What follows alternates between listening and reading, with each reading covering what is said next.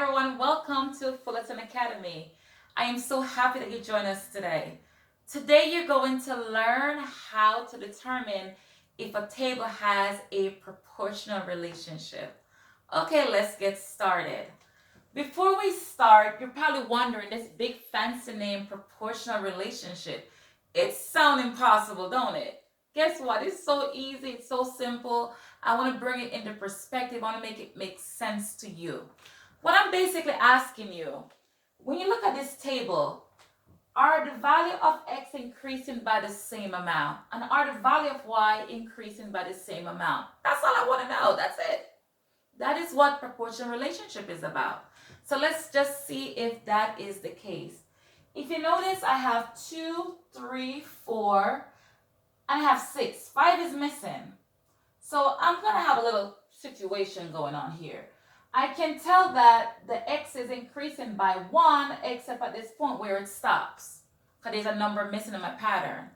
Let's take a look at y. I have 5 and I have 7.50. Is it increasing by the same amount?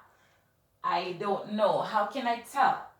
You can tell by finding the difference between the second number and the first. So let's see whether that is the case. So I have 7.50, take away 5. Pay attention to where I'm placing my digits. If you notice, you have to make sure that your decimal lines up. I'm going to subtract. I'm going to get 2.50. So it means that the difference between 7.50 and 5 is 2.50. Let's see if the patterns holds for 10. If I subtract 10.0, I have to place 0.00 because that's a whole number, and I notice there's a decimal here. 7 is a whole number, so everything has to be placed in the right spot. I'm going to put 50 and 7, and I'm going to take away. I notice that I don't have enough over here. I'm going to regroup. This becomes 9, and right over here becomes 10. 10 take away 5 is 5. 7 take away 7 is 2. So far, I have a proportional relationship from this location to this location, but a number is missing here, so this method is not going to work. I can show you another way where you are going to guarantee the correct solution. All right, let's do this. The first thing that we're going to do is to apply a formula that you use to help determine if a table has a proportional relationship. The first thing I'm going to do is to divide y divided by x. Now, although I'm going to write it on the board, many students sometimes will confuse the two letters. And it's normal, very normal for you to confuse it, because if you don't have a crazy story like the one I'm about to tell you, you will get it mixed up. But after today, you should be fine. One of the things I want you to keep in mind when people, especially older people, have troubles, they always look up to the heavens. They look up to the Lord and said, why, Lord, why? Why am I going through this distress? So when you think of why, think about up. You look up. So it means that y is up. Y is on the top. So if y is on the top, guess what? X has to be on the bottom.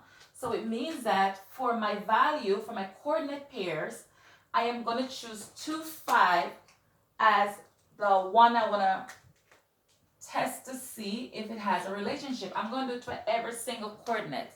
So I'm going to put 5 over 2. So y is up, x is down. So to do this, I'm going to apply that rhyme I taught you in the previous lesson, top in, bottom out. Let's apply that. So the number at the top goes in, the number at the bottom goes out. So I'm going to use division. So top in, bottom out. Top goes in, bottom goes out. And I'm going to divide. 5 divided by 2 is going to give me 2. 2 times 2 is 4. I'm going to have 1. You know what to do next, right? Of course you do. Place a decimal point right here. Add a 0. That's right, that's right. And now divide. 10 divided by 2 is going to give me 5. So now I know for this relationship, I have a, what do we want to call this number, 2.5? I have a lot of names depending on what grade you're in. If you're in elementary school, you're going to be told that 2.5 represent the rule of the table, but we're not sure yet if it works. So we need to test to see if it works before I go to the vocabulary. So right now, I'm going to just go ahead and test to see if this table has a proportional relationship. And then once we determine that, then we go ahead and talk about the vocabulary, okay? So now we know the first representation is equal to 2.5. Let's test the second one. So I'm going to go to the second coordinate pairs, and I'm going to test to see if I'm going to get my answer of 2.5. If I get an answer of 2.5, I know it works. So let's go and do that. So y go up, x go down. So I'm going to put 7.5 goes up and 3 goes down. Remember, y over x. All right, now top in, bottom out. So now I'm going to try and test and see if this works. So I have 7.50 divided by 3. 3 goes into 7 how many times? You got it, 2. 2 times 3 is 6. I'm going to get 1. Decimal point is right here. Let's bring it up. Now I'm going to bring my 5 down. 3 goes into 5 how many times? You got it, 5. 3 times 5 is 15. Guess what? I have the same answer. But we already knew that because we tested earlier, right? Let's try the next number. So 10, I have y over x. I have 10 over 4. Now let's do top in, bottom out. Let's test it again. I have 10 in the inside, 4 in the outside. 4 goes into 10 how many times? 2. 2 times 4 is 8. I have 2 left over. Put a decimal point up, add a 0. 4 goes into 25 times. It works. The last one I'm going to test to see if that works. So I have 15 over 6. Top in, bottom out. Let's try this. So I'm going to write 15 over 6 because I know that the value for y is 15 and the value for x is 6. So let's divide and see if this works. So I'm going to go ahead and put top in. 15 goes inside. 6 goes outside. 6 goes into 15 how many times? 2. You're right. 2 times 6 is 12. I have 3 as my difference. You're going to add a decimal point. That is correct. Add a 0. 6 goes into 30 how many times? 5. Yay! Guess what? It does have a proportional relationship. And now I want you to understand what this 2.5 represents. What does it really mean in this context of our table? Let's put a story to this table. First, I want you to see that 2 represents the cost of 2 pairs of socks. So 2 pairs of socks cost $5. 3 pairs cost $7.50. 4 pairs cost $10. 6 pairs cost $15. So I want you to know that this 2.5 that we have been seeing consistently, we can call that the rule. If you're in elementary school, you're told to find the rule. The rule of this table is going to equal to 2.5. If you are in 6th grade, you're going to be told 2.5 represent the unit rate. If you are in 7th grade, 2.5 represents the constant of proportionality. If you are in 8th grade and above, 2.5 represents the slope.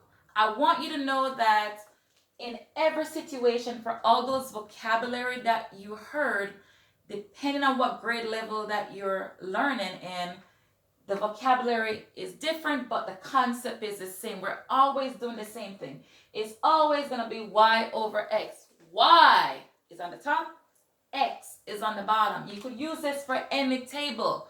It's not going to always be whole numbers. Sometimes you're going to get fractions.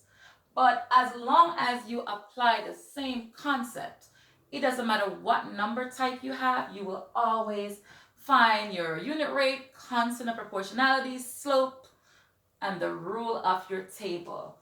Okay, I hope that this was memorable. I hope you remember the idea of making sure that y is on top and x is on the bottom. When you use this method, you'll always help to determine if the table has a proportional relationship. Please subscribe to our channel and please visit our website at fullertonacademy.org. I enjoyed this lesson and I can't wait to showcase the next one. Have a wonderful day. Please share with your friends. Please tell your teachers so they could share with their classes.